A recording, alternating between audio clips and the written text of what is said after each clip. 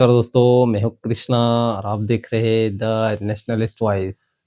तो इन दिनों धुरंधर ने एकदम गर्दा उड़ा रखा है।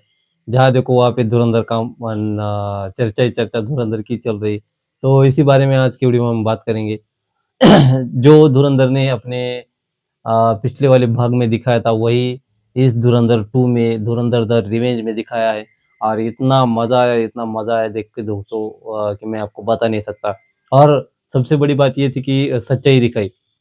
तो चलिए शुरू करते हैं इस वीडियो में हम जानेंगे धुरंधर से जुड़ी 4-5 ऐसी घटनाएँ और ऐसे जो एक्ट हुए जो कि एकदम सच लगते हैं और हमें सोचने पे मजबूर करते हैं। तो चलिए शुरू करते हैं आज का ये वीडियो। तो दोस्तों सबसे हम पहले जानेंगे कि धुरंधर द रिवेंज में दिखाया गया जो ड्रग्स का कारोबार जो पंजाब में आजकल बच्चों की नसों-नसों में जो ड्रग्स जा रहा है, वह वो वहाँ पे आता कहाँ से है? इस बारे में उस मूवी में धुरंधर 2 में एकदम बारीकी से दिखाया गया है। और जब हम बोलते हैं कि पंजाब में बहुत सारा ड्रग्स का कारोबार हो रहा है और जो अलग-अलग मूवमेंट है, सेपरेटिस्ट मूवमेंट, वहाँ को उन मूवमेंट्स को कहाँ से हवा मिलती है, ये सारी बातें हमको जान के एकदम धक्का लगता है कि पाकिस्तान और आईएसआई मिलके ये सारा कांड इंडिया के साथ कर रहे हैं। और ये जो ड्रग्स का कारोबार पंजाब में या और अन्य हमारे इंडिया की जो राज्यों में आ रहा है, वो किस तरह से आता है और कैसे वो यहाँ पे बच्चों को ड्रग्स की, अफ़ीम की लत लगा के पैसा कमाते और वही पैसा यूज़ करके उससे असला-बारूद, बंदूकें खरीद के इंडिया के ऊपर ही हमला करते और इंडिया को ही चोट पहुँचाने का काम करते। ये एक बड़ी महत्वपूर्ण बात हमको इस मूवी के माध्यम से पता चली।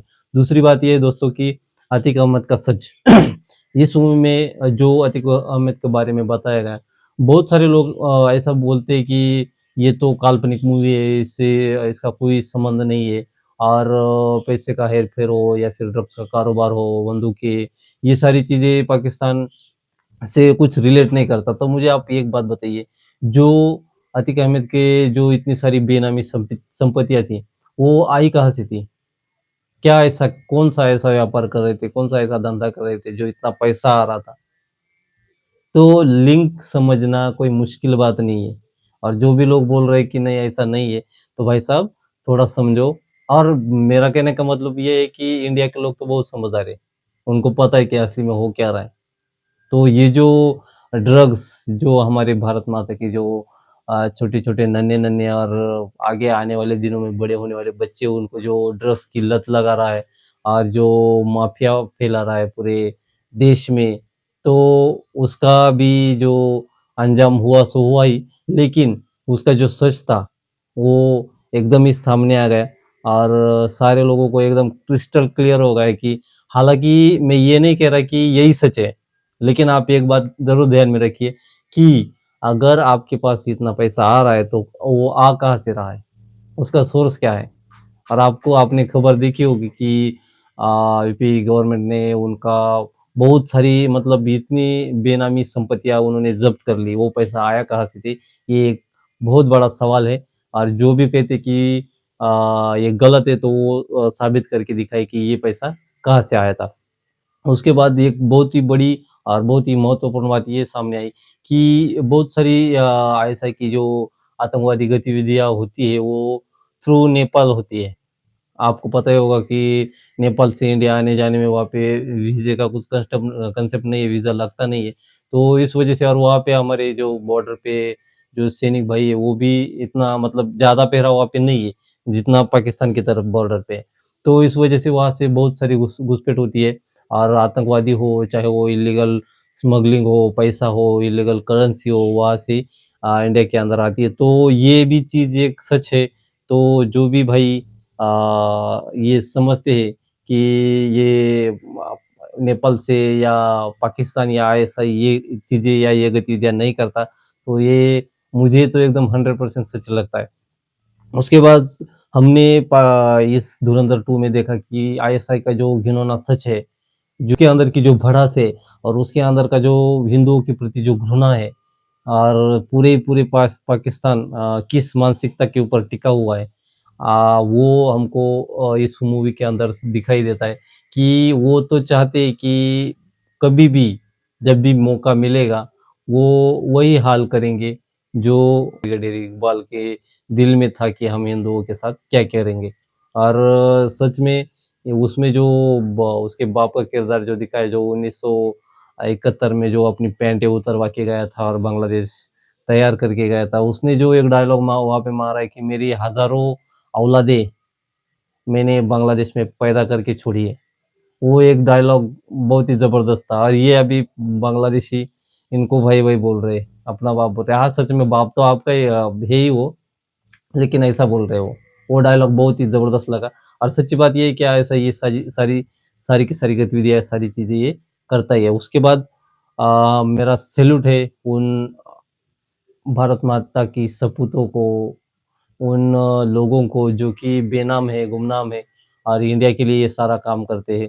जिस तरह रणवीर सिंह ने इस मूवी में निभाया, वैसा वैसा काम बहुत सारे लोग करते आ रहे हैं और हमको पता भी नहीं कि कुछ-कुछ हमारे बीच में भी नहीं होंगे। कितना उनको टॉर्चर हुआ होगा, कितना उनको दर्द सहा होगा उन्होंने पाकिस्तान में रह के। और आपको पता ही होगा कि जब पाकिस्तान न्यूक्लियर प्रोग्राम बना रहा था, तब हमारे बहुत सारे लोग जो वहाँ पे थे, वो पकड़े गए थे एक हमारे प्रधानमंत्री की फ़ोन कॉल की वजह से। वो भी प्रधानमंत्री कौन थे? अगर आपको पता नहीं तो कमेंट में, अगर आपको पता होगा तो कमेंट में ज़रूर बताइए उनका नाम। जिनकी बेवकूफ़ी की वजह से वो हमारे जो स्पाई थे, जो हमारे लोग थे, उनको उनको उनका मतलब वहाँ पे एनकाउंटर हुआ था और उनको अपनी जान देनी पड़ी थी। ऐसे बहुत आज तक के जितने भी जो भारत माता के वीर सपूत हैं, जिन्होंने देश के लिए अपनी जानें दी है, उन सभी को अभिनव भारत की ओर से सलाम है। तो चलिए दोस्तों, आखिर में आपको एक लास्ट वाला पॉइंट बताते हैं। जो अननोन गनमैन का जो जो सीरीज़ चालू हुई है पिछले कुछ सालों से, तो ये जो पॉइंट मुझे लगता है ये एकदम ही रिलेटेबल लगता है। जो भी घटनाएँ आज से प प 10-15 साल से हमारे इंडिया में घट रही है, उसके रिगार्डिंग, क्योंकि क्या है कि कोई भी चीज़ ऐसे हवा में नहीं होती। चुन-चुन के उन लोगों को मारा गया है और वो हमको तो पता नहीं वो भाई साहब कौन है, लेकिन प्रणाम है हमारा उस भाई साहब को कि अच्छा है, आप अच्छा काम कर रहे हैं और हमारी सारी उम्र आपको लग जाए। बहुत ही अच्छा काम कर रहे हैं। और ये भी चीज़ एक सामने आ गई कि जब से गवर्नमेंट चेंज हुई है, बीजेपी आई है, हम कोई बीजेपी के सपोर्टर के तौर पे नहीं बता रहे, लेकिन जो भी घटनाएँ जो अब बोल रहे थे कि पूरे इंडिया में कि नोटबंदी हो गई। क्या पता इसके पीछे यही कारण हो, इतना सारा रुपया आने वाला था इंडिया में और किसके लिए? सिर्फ़ यूपी में गवर्नमेंट उनकी मर्ज़ी की हो। क्यों मर्ज़ी की हो? कि जो भी वो काला धंधा जो भी वो काला पैसा, ड्रग्स वग़ैरह स्मगलिंग करके नेपाल से पहले आता कहाँ से यूपी में आता है, यूपी में ही आएगा। इस वज़ह से वहाँ पे गवर्नमेंट अपनी मर्ज़ी की होनी चाहिए। इस वज़ह से ये सारा कांड, ये सारे धंधे किए जा रहे थे। तो दोस्तों बहुत मज़ा आया और एकदम क्रिस्टल क्लियर बहुत सारी बातें हमको पता चली। तो उस अननोन गनमैन को भी फिर से एक बार सलाम है और आदित्य धर ने क्या मूवी बनाई, एकदम दिल खुश हो गया। और ऐसा होता है कि जब बहुत सालों से जो ये बॉलीवुड का गैंग था, वो भाईचारा के नाम के भाईचारे के नाम पे जो बेच रहा था हमको, जो लूला लंगड़ा कर रहा था हमारे दिमाग को, वो एक झटके में ध्वस्त कर दिया है आदित्य धर ने। और इसी वजह से आपने देखा होगा कि कई सारे लिब्रांडो रो रहे कि ऐसा दिखाया, वैसा दिखाया। उनका दर्द असल में ये है कि उनके बाप को और उनके आकाओं को बुरा कहा गया है। इस वजह से उनको बुरा लग रहा है। तो चलिए दोस्तों, आप कमेंट में ज़रूर बताइए आपको ये मेरा एनालिसिस कैसा लगा। मैं मिलता हूँ आपसे अगले वीडियो में, तब तक के लिए जय हिंद।